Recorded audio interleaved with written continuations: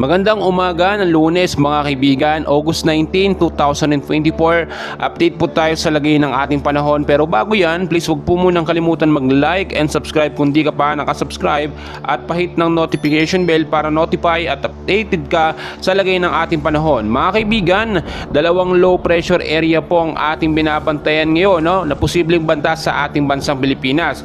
Isa pong nasa loob ng PAR at isang nasa labas. Unahin natin itong nasa labas mga kaibigan. Wala po itong direktang epekto sa ating bansang Pilipinas pero patuloy natin binabantayan dahil posibleng magbago ang kilos nito at pumasok sa ating bansa. Pero as of now, maliit pa yung tsansa at walang epekto ito sa ating mga kaibigan.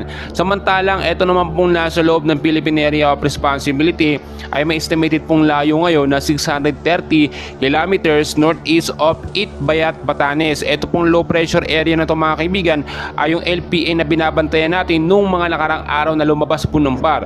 At ngayon po ay muli itong pumasok sa Philippine Area of Responsibility. Malaki rin po yung tsansa na within 24 to 48 hours na ito po yung maging isang ganap na bagyo mga kaibigan. So ngayon pa lamang po maging handa na tayo sa banda po ng posibleng bagyo na mabubuo sa ating bansa mga kaibigan. At naranasan natin kahit kahapon ng gabi yung bugso po ng malawakang pag-ulan mga kaibigan. Hindi lamang yon dahil sa southwest monsoon mga kaibigan, dahil din yon dito nga po sa low pressure area. So balikan natin mamaya mga kaibigan, meron din forecast weather condition. Ito po yung mga lugar na apektado naman ng southwest monsoon. Sa area po ng Batanes at Babuyan Island, asahan po ang maulap na panahon o kalangitan sa hapon at sa gabi naman mga isolated light rains and heavy rainfalls ang posible nating maasahan mga kaibigan dahil po yan sa southwest monsoon or hanging habagat. So ngayon pa lamang pinag-iingat po tayo sa banta po na ang posibleng pagbabaha sa mababang lugar at landslide naman po doon po sa mga mountainous area, sa mga landslide prone area. Mga kaibigan, linisin natin yung mga estero at mga kanal dahil tulad kahapon, isang bugso po ng bigla ang pag-uulan na tumagal po ng almost 2 hours mga kaibigan. Ang ilang bahagi po ng ating bansa, especially yung mababang lugar ay nakaranas po ng mahinang pagbaha o mababaw na baha lamang at agad din namang humupa po mga kaibigan.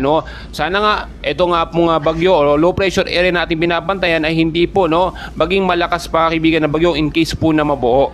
Samantalang sa area ng Metro Manila at the rest po ng ating bansa mga kaibigan ay apektado naman po ng localized thunderstorm.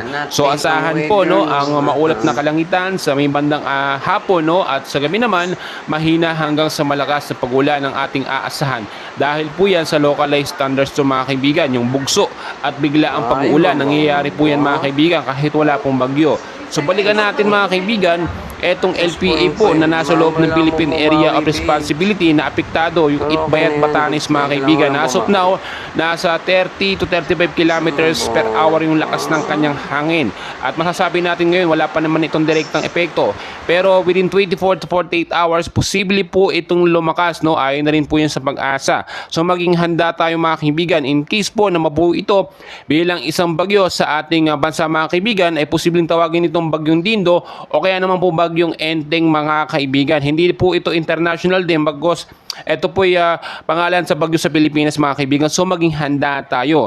Ayon sa pag-asa mga kaibigan, ngayong buwan ng Agosto, inaasahan po ang isa hanggang 2 bagyo ang pumasok bago po matapos ang buwan na ito. Kung sakali man mabuo ito bilang isang bagyo, ay isahan ang isa pa ngayong buwan ng Agosto. Maging handa tayo dahil nga po kahit mainit ang ating nararanasan na klima o panahon sa umaga hanggang sa tanghali, pagdating ng hapon naman, bumubugso po ang isang malakasan pong pag-uulan. Kaya naman, kung kayo po'y lalabas ng hapon o sa gabi, ugaliin pong magdala ng payong, jacket, kapote, panlaban po yan sa mga biglaang pag-uulan. Mga kaibigan, hindi po tayo nananakot dito, bagkus lagi po ako nagpapaalala sa inyo, anuman ang mangyari, always know the weather before you go para safe. At handa po tayo lagi sa anumang banta ng panahon. Mas maganda na yung nakahanda tayo. Hindi yung kung kailan may super typhoon, may bagyo, saka pa lang tayo magkukumarat na maging ready at maghanda sa ating mga kabahayan.